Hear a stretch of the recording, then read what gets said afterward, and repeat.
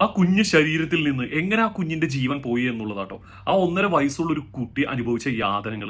നെടുമങ്ങാട്ടെ ആ 1.5 വയസ്സുകാരന്റെ കൊലപാതകം, ഏതൊരു മനുഷ്യന്റെ ഉള്ളിൽ ഒരു നടുങ്ങുന്ന ഒരു സംഭവം തന്നെയായിരുന്നു. ഈ 1.5 വയസ്സുള്ള കുട്ടി എന്ന് പറഞ്ഞാൽ എന്തോരുണ്ടാവും. അതിന്റെ ശരീരത്തിൽ പഴയതും പുതിയതുമായ മുറിവുകൾ 51 എന്നാ പറയണേ. ആന്തരികമായ രക്തസ്രാവം ഉണ്ടായതുകൊണ്ടാണ് മരണകാരണം എന്ന് പറയുന്നത്. തലയ്ക്ക് പുറകിൽ അടിയേറ്റെന്ന് പറയുന്നു. ജനനേന്ദ്രിയം തൊലി ഉലിച്ച രീതിയിലാണെന്ന് പറയുന്നു. ഈ ക്രൂരതകളൊക്കെ കാണിച്ചത് ഒരു 1.5 വയസ്സുള്ള ഒരു പിഞ്ചു കുഞ്ഞിനോടൊന്ന് ആരെ ആലോചിക്കണം കേട്ടോ.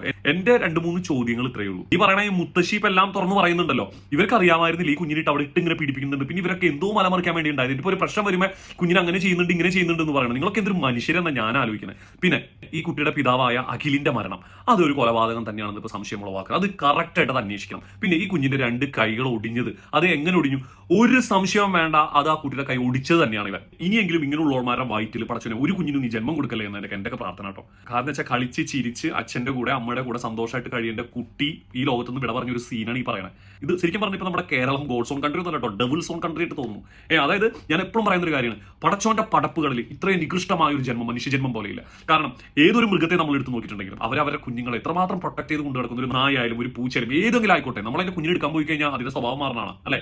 എന്തായാലും നല്ല തക്കതായ ശിക്ഷ തന്നെ കൊടുക്കട്ടെ. കാരണം നിയമം, ഇതിനെങ്കിലും നല്ല നിയമ സംവിധാനം ഇവിടെ വരണം. കാരണം ഇതിപ്പോ നമ്മുടെ കേരളത്തിൽ 1 വട്ടം 2 വട്ടം ഒന്നല്ല സംഭവിച്ചിരിക്കുന്നത്. കുഞ്ഞു പിള്ളേരിട്ട് കൊല്ലാക്കൊല ചെയ്യുന്നത് ഒരിക്കലും ആ കുഞ്ഞ് നേരിട്ട് കണ്ടില്ലാത്ത ആ കുഞ്ഞിന്റെ അച്ഛന്റെ കൂടെ, ആ അച്ഛന്റെ ചാരെ ഇനിയെങ്കിലും സമാധാനമായിട്ട് ഒന്ന് ആ കുഞ്ഞ് പേടിയില്ലാതെ ഉറങ്ങട്ടെ എന്നായിരിക്കും വിധി.